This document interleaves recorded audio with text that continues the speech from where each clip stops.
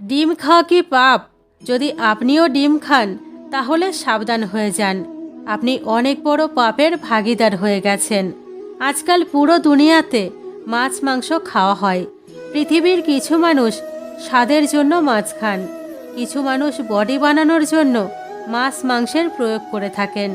বন্ধুরা, হিন্দুদের কখনো মাছ মাংসের সেবন করা উচিত নয়, কারণ ভগবান শ্রীকৃষ্ণ ভগবদ্ গীতাতে বলেছেন, হিন্দু ধর্মের যদি কোনো ব্যক্তি তাদের খিদে বাড়ানোর জন্য মাছ মাংস খায় তাহলে তার থেকে বড় পাপী আর কেউ নেই, এবং মৃত্যুর পশ্চাৎ এই সমস্ত পাপের দণ্ড সে অবশ্যই পাবে, যা অনেক ভয়ানক হয়।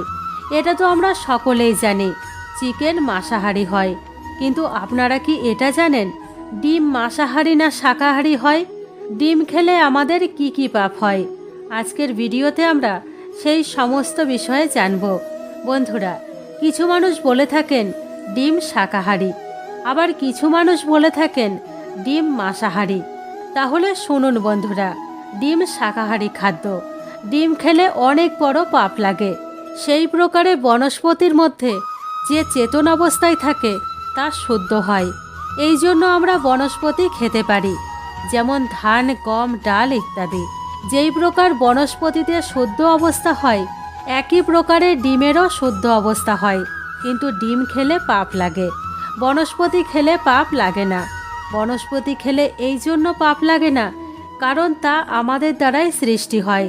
ডিম যা একটি মুরগির দ্বারা উৎপন্ন হয়, এখন যদি আমরা তা খাই, আমাদের শরীরে ধারণ করি, তা সর্বোপরি পাপ হয়। ভগবান শ্রীকৃষ্ণ বলেন, যখন মুরগি একটি বাচ্চাকে উৎপন্ন করে তখন কোনো ব্যক্তি তাকে ডিম ভেবে তখনই খেয়ে ফেলে, যাকে এক মৃত্যু মানা হয়।